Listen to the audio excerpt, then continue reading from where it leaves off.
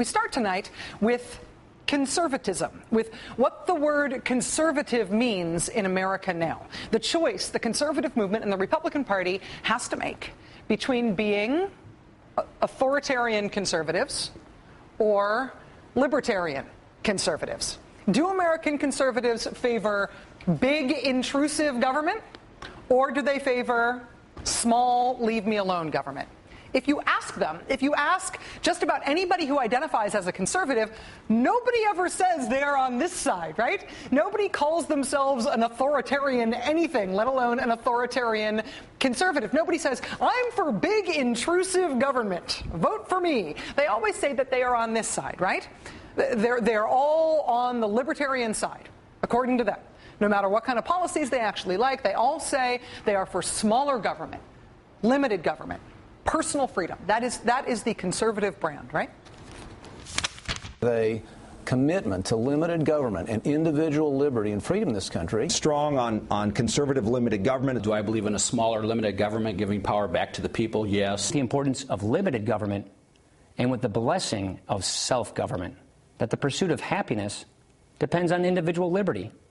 And individual liberty requires limited government. A renewed commitment to limited government, we need to reclaim our American system of limited government. Their vision of a limited government is what has made America the greatest nation in the history of mankind.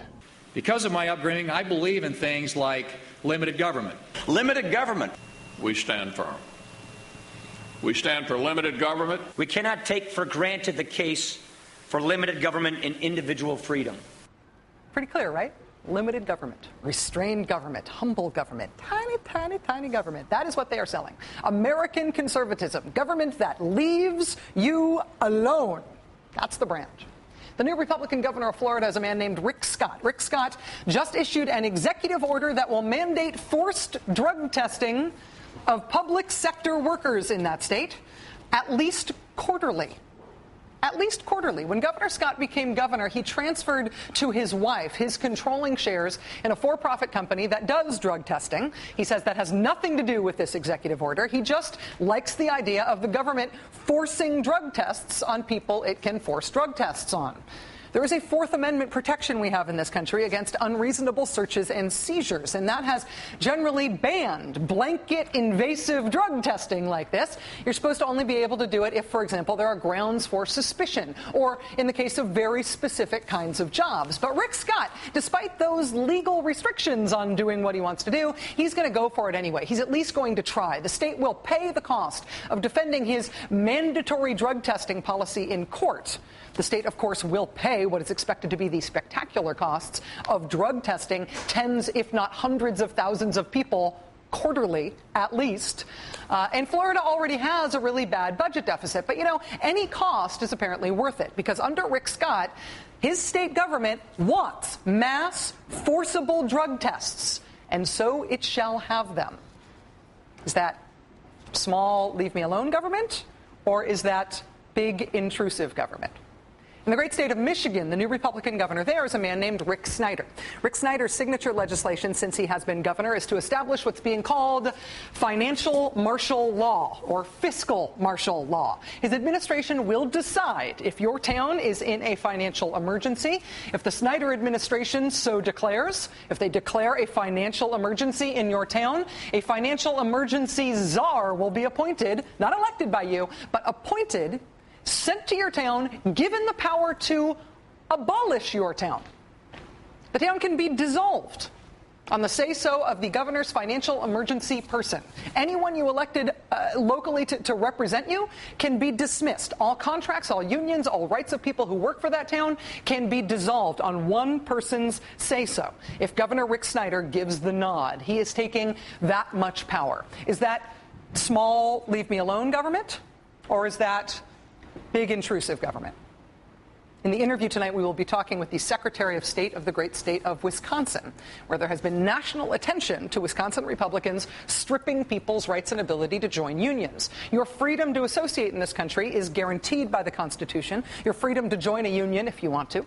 But to the extent that the government can be used to limit that right of yours, Republicans in Wisconsin and in Ohio and in Indiana and in New Hampshire and in Florida and in Tennessee and in Oklahoma and in Nebraska, Republican governors and legislatures in all of these states, all over the country, are stretching the power of government to try to end that right of yours.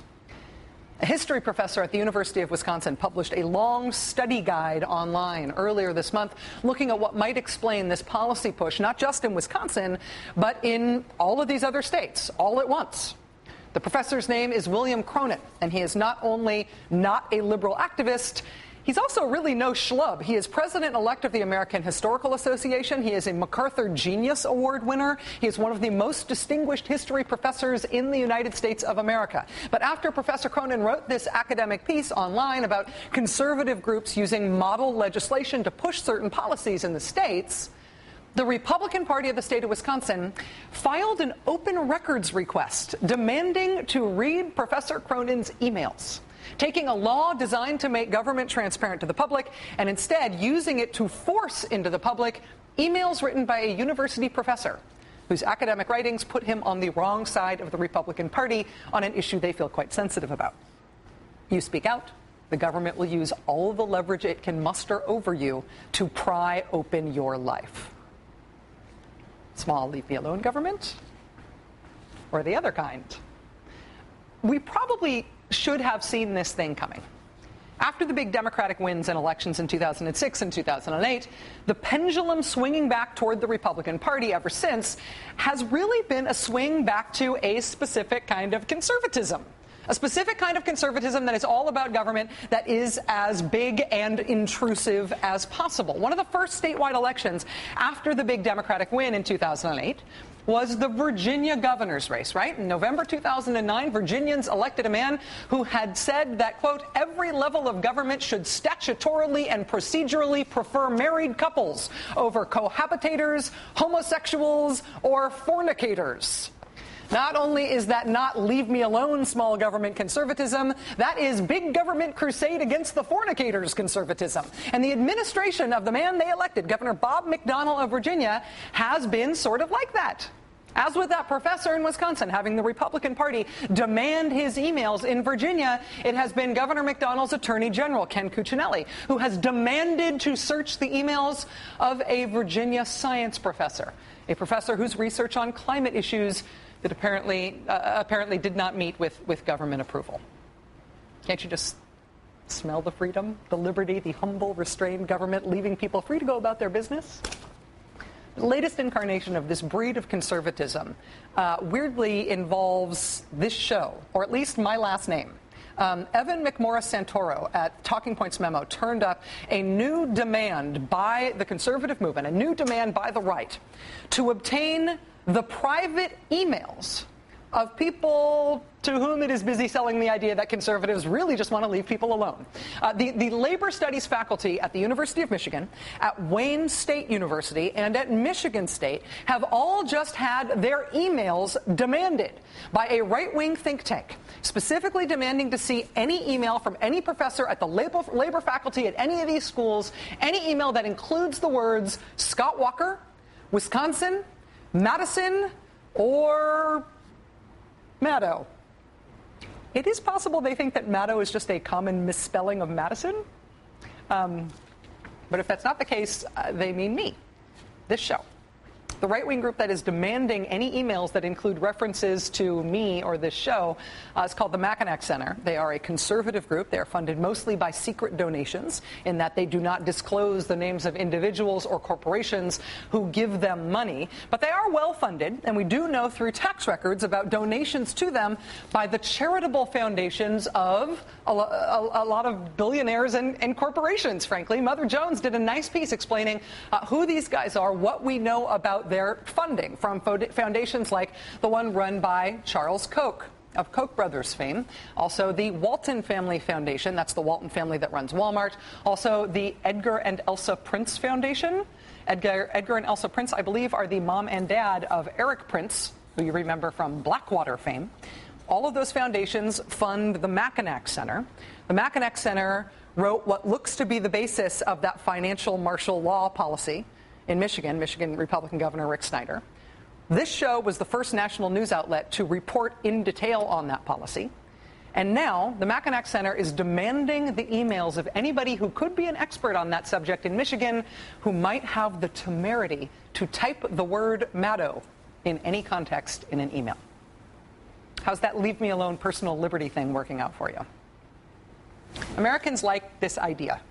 Americans like the idea of small c, small government, leave me alone conservatism. This is good political branding. This is a good sales pitch for any politician. The conservative movement and the Republican Party have done very well for themselves selling this idea, small leave me alone government, selling this idea to America. But now the country is figuring out that even though this is what they bought, this is not what they got when they took it home and unwrapped it.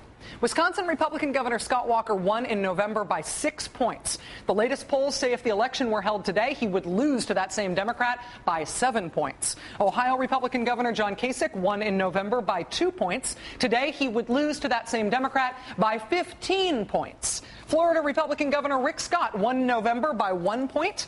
Today, he would lose to that same Democrat by 19 points. Michigan Republican Governor Rick Snyder won in November by a whopping 18 points. Today, he has swung 20 points in the other direction, and he would lose by 2.